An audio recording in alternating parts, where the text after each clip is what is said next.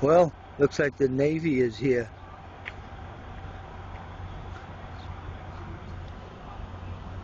Wow. A lot of different ethnic groups in the military and the Navy. This is Dr. Phillips Drive. Today is October 31st, 2012. That's what they promised they'll let happen to them for their country. Look at me. I was one of them. And guess what they did to me? They took me. They put me in one of these ambulances at the Veterans Administration at the Bronx VA.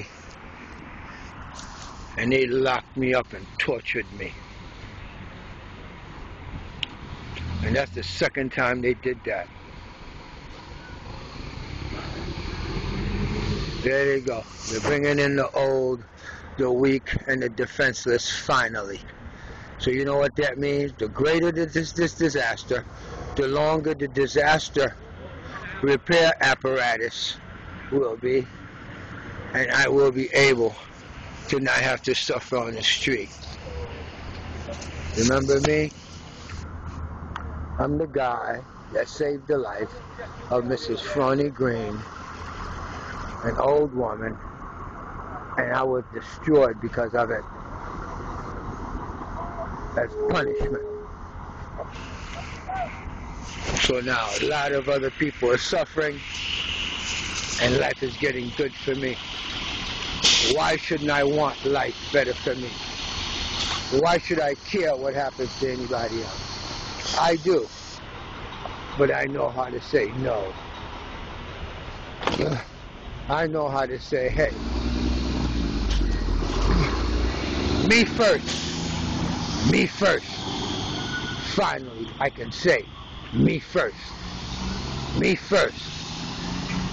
You want me to be an American? I'm learning to be an American.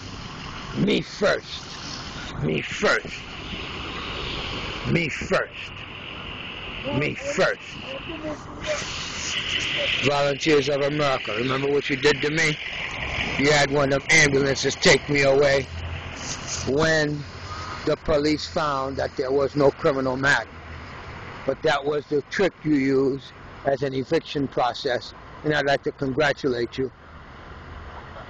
And it is alleged that you did this in collusion with Dr. Julia Golia, the medical director of the Bronx VA, the James J. Peters Medical Center, in cooperation or in affiliation with Mount Sinai Hospital, who's got affiliation with all those pharmaceuticals to teach their medical students what to prescribe to these symptoms. Not what's the cure. And that's how the money changes hands. It's all about the money. Nobody gives a crap about me. I gotta give a crap about me. I love me. What do you mean, am I suicidal? Am I? Keep repeating that in my freaking head to the point where I'm looking like, am I thinking about suicide? For what? Oh, are you trying to hurt? Why would I want to hurt anybody? I'm not trying to go to jail. I don't have any beef like that. What I have is I've got you guys busted. And I've got you guys retaliating against me. That's you, the Veterans Administration of the New York Harbor. 3 of the 4. The 4th one messed up an operation for my hand. That's the Manhattan VA.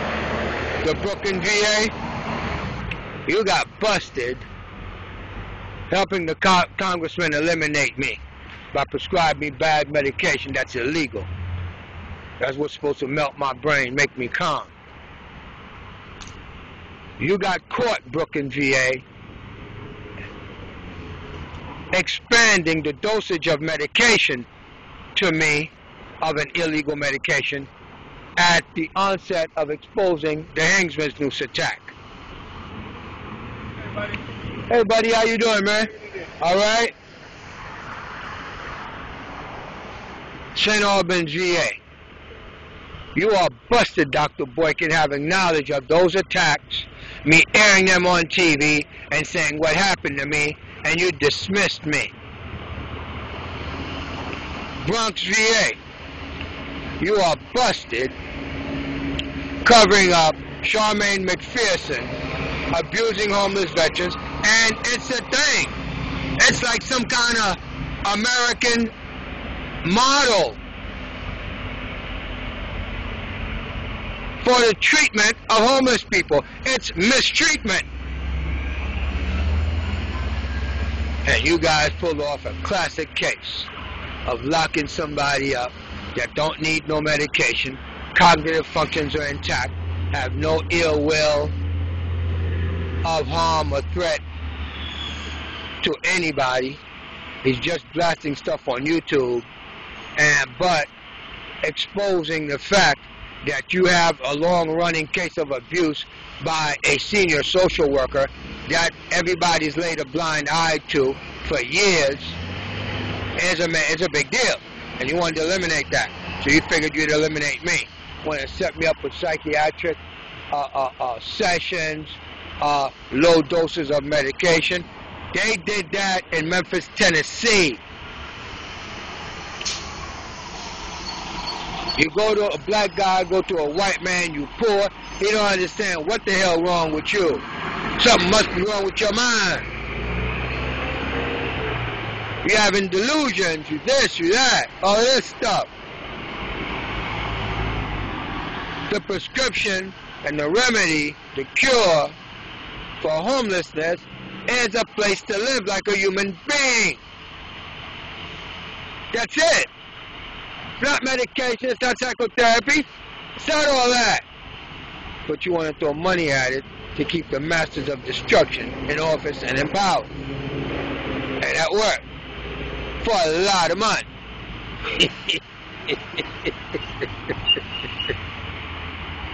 You guys, for as long as your disaster continues, I got a place to live right here. Now I go get my laptop. And your war of attrition against me.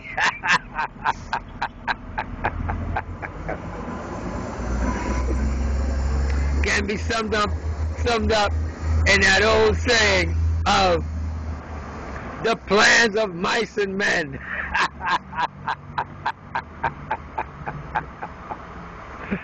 The longer the disaster continues to unfold, you can't kick me out of there because you're still bringing them in.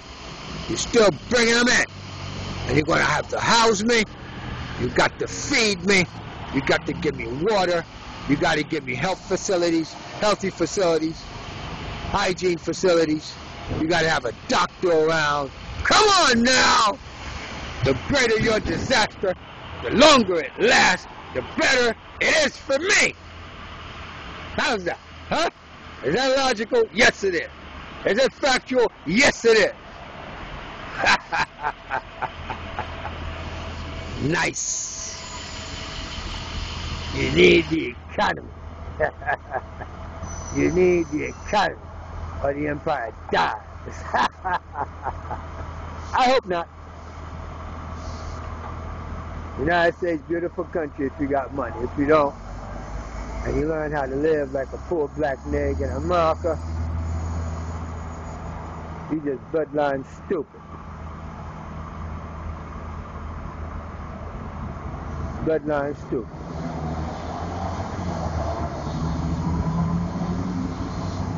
After all of this you done did to me, I gotta get out to the United States, man. I gotta get out of New York at least. Get the hell away from you guys, man. You guys are very mean, very vicious, very cruel group of people that are so callous. You guys are big-time dignitaries and celebrities. Michael Bloomberg, Congressman Meeks, Congressman Senator Malcolm Smith, Assemblywoman Vivian Cook, Councilman Leroy Comrie, Robert Dorr, Commissioner of Human Resources. That boy is a just natural-born frickin' Nazi. That boy,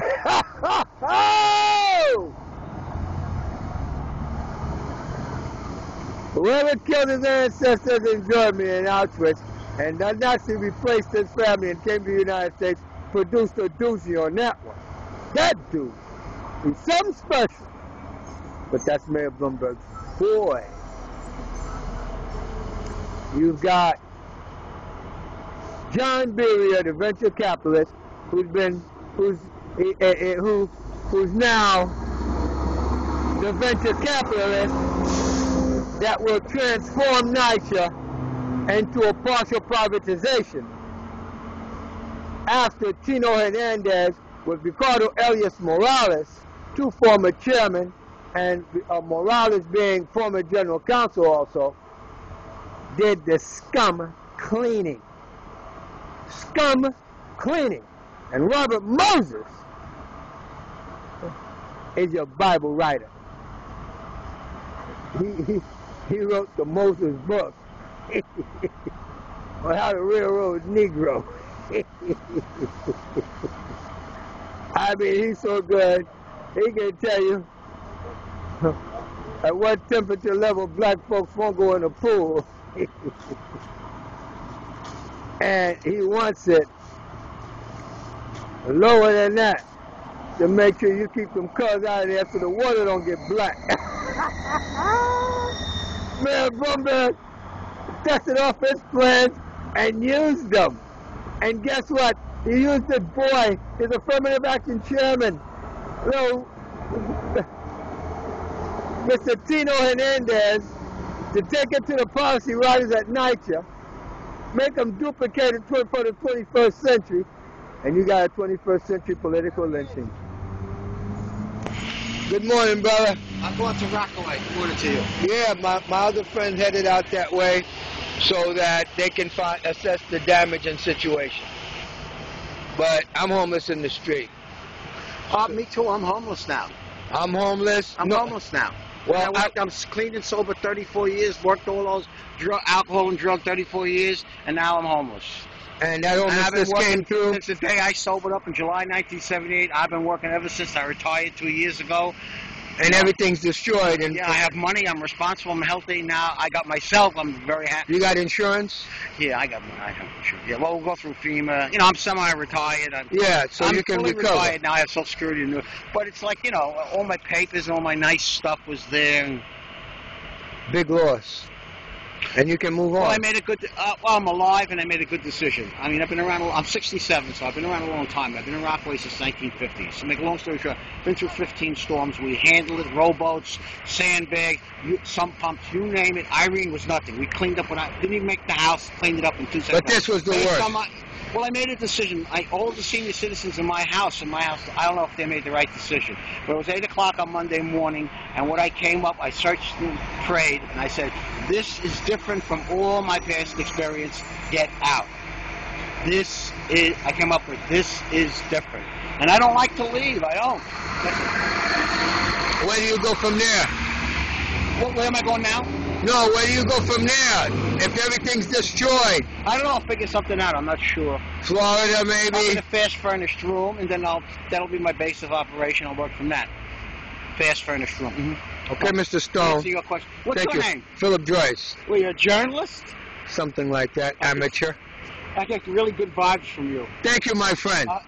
Thank you. God bless you. Bye-bye. Hi. This is Philip Joyce. Nice guy. Regular guy. You see, if it was a natural disaster that happened to my life, I could take it and walk away. But this was part of a slum cleaning, and they got the wrong guy because New York State Supreme Court said in 2 judgment and orders that I should have been deemed a remaining family member, and I never received an administrative process, which I should have got, which would have kept me there. And that's how I ended up in this fight for this class of people. That this has been done to them, and it's been done a lot of times before. It's part of an urban renewal forced urban renewal. Okay? You've got a guy, he's got an idea. This is what he's going to do. That's what's going to happen. 30, 40 years later, they do documentaries about it, and this is what. No, this is historical. Mayor Michael R. Bloomberg is busted. He's busted. He's busted. What else can I tell you? The longer your disaster continues, you still bring them in. You still bring them in. You mean to tell me I got about 4, 5, 6 more days where I'm not sleeping on the street? Thanks. Thanks. Gives me time to work on the answer to the response of my motion to disqualify the Attorney General for conflict of interest and attorney misconduct. Attorney misconduct.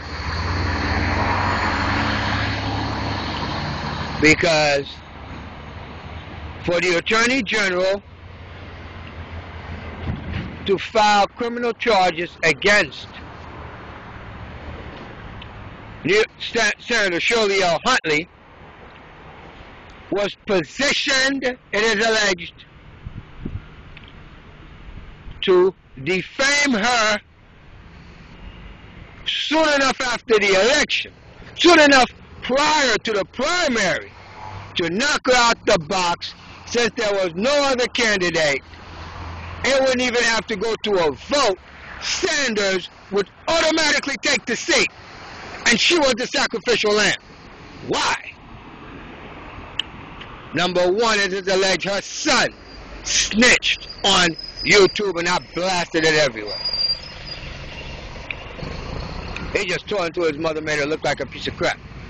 That's a son to a mom. I ain't got nothing to do with that. I tried to stop him. Numerous times, but he wouldn't stop.